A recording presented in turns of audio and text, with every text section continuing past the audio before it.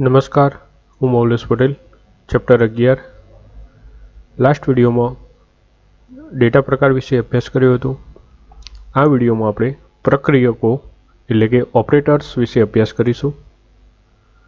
તો સિમ્પલ રીતે આપણે ઓપરેન્ડ અને ઓપરેટર્સ કોને કહેવાય એના વિશે આપણે ડિફરન્ટ થોડુંક સમજીએ. જસ્ટ એક્ઝામ્પલ રીતે આપણે a પ્લસ બી, આ એક પદાવલી લીધી a પ્લસ બી. તો a અને b બંને શું છે? ઓપરેન્ડ છે. શું કહેવાશે? ઓપરેન્ડ.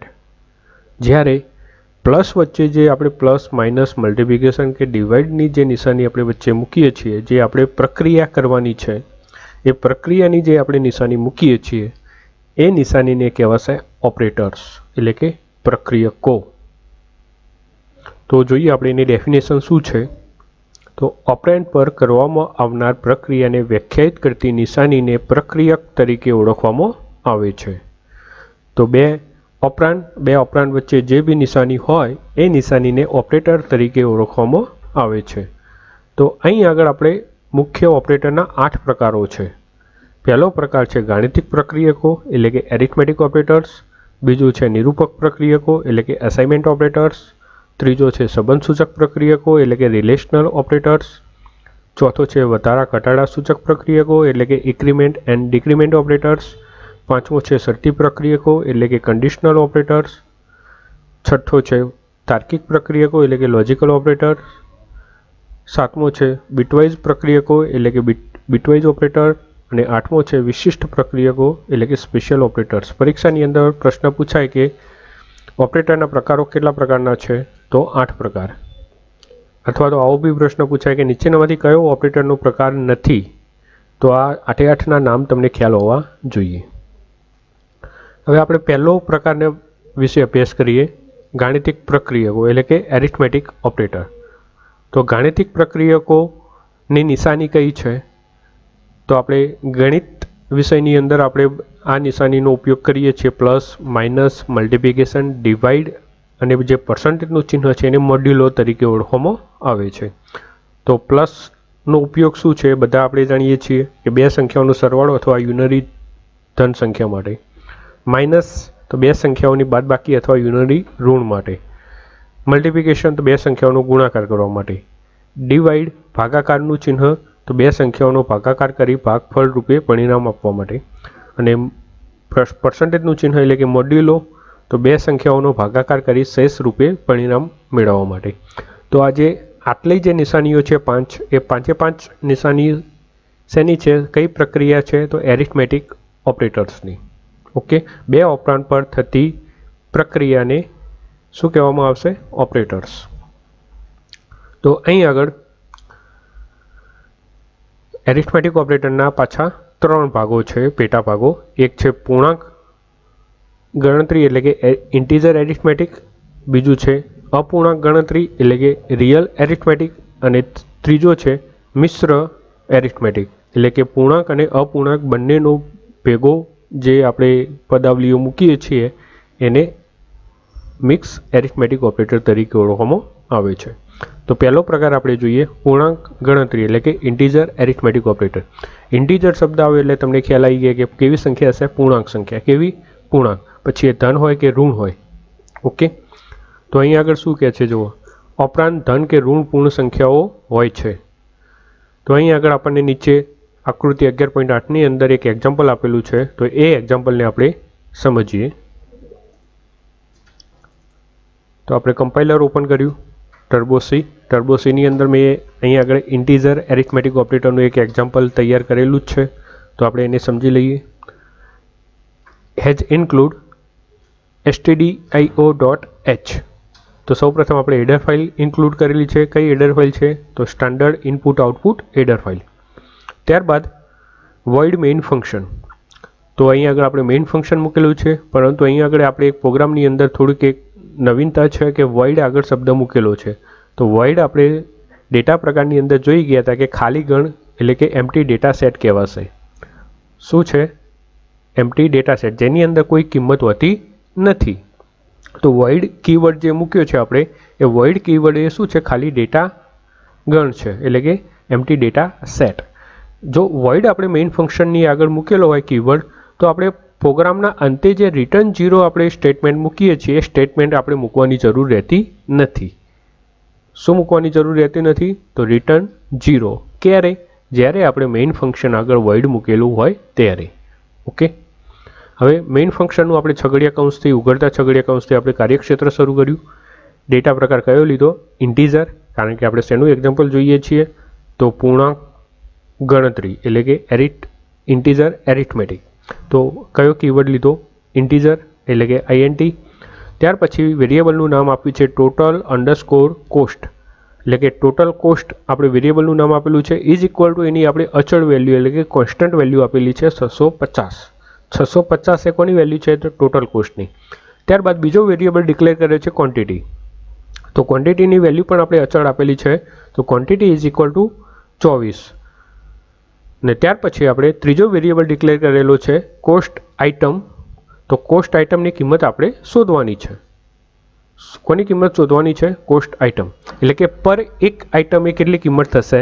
ઓકે, કુલ ટોટલ આપણે 650 કિંમત થઈ, એની 24 વસ્તુ છે, તો 24 વસ્તુના 650, તો એક વસ્તુના કેટલા? આપણે આ 83 મૂકીને આપણે જવાબ લાવી શકીએ, પરંતુ અહીં આગળ આપણું લોજિક શું છે એ હવે આપણે આગળ સમજીએ.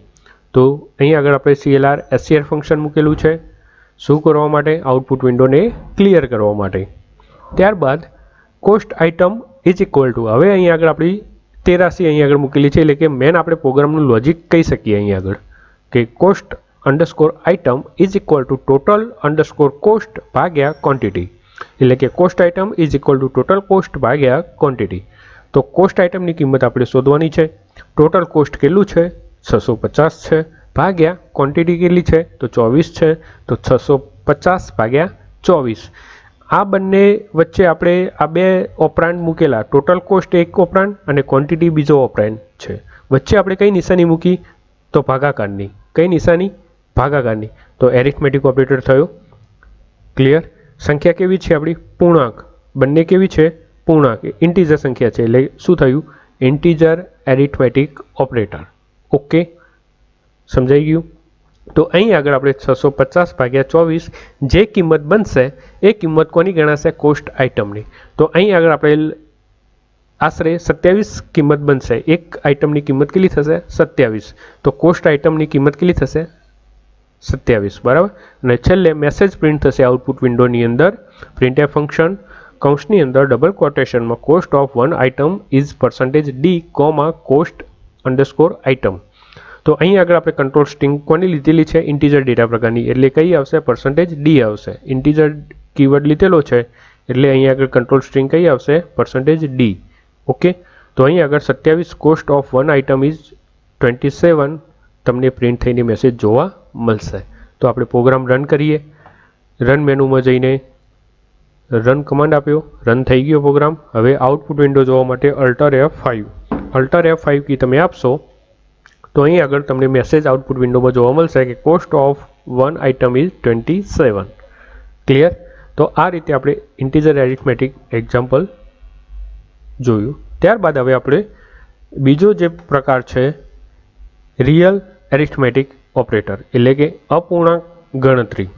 તો અપૂર્ણાંક ગણતરીની અંદર આપણે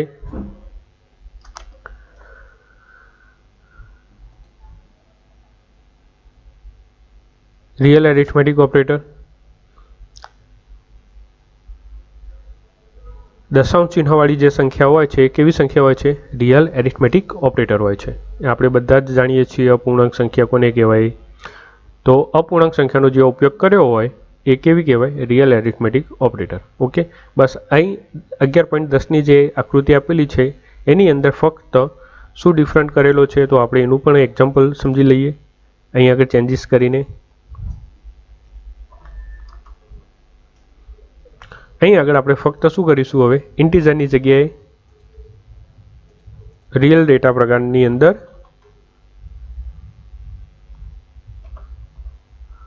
ફ્લોટ મૂકી દઈએ. ફ્લોટ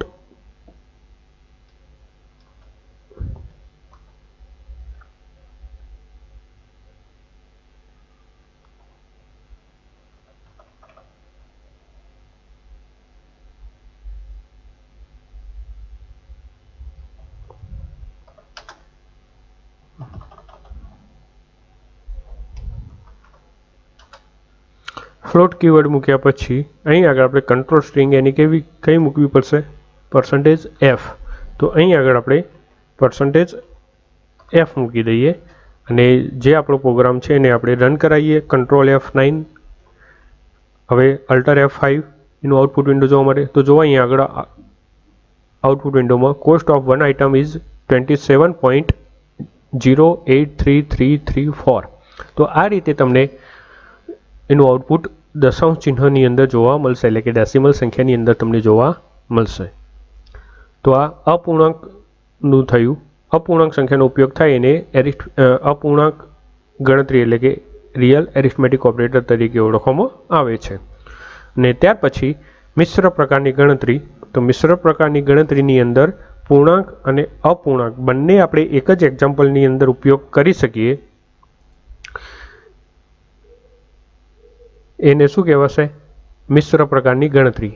જુઓ તો આ પ્રકારની ગણતરીમાં પૂર્ણાંક તેમજ અપૂર્ણાંક બંને પ્રકારના ઓપરેન્ડનો ઉપયોગ કરી શકાય છે. અહીં પરિણામનો આધાર ચલને આપવામાં આવેલી કિંમતનો પ્રકાર, એક્ઝામ્પલ રીતે result is equal two 25.75 multiplication 5 છે. તો અહીં આગળ કહેવાનો મિનિંગ શું છે કે તમે અહીં આગળ કયો કીવર્ડ લઈ શકશો? તો કીવર્ડ આપણે ફ્લોટ જ લેવો પડશે, કારણ કે અપૂર્ણાંકની અંદર આપણે ઇન્ટીજર સંખ્યાનો સમાવેશ કરી શકીશું. પરંતુ જો ઇન્ટીજર તમે કીવર્ડ લેશો તો એમાં અપૂર્ણાંકનો સમાવેશ થતો નથી.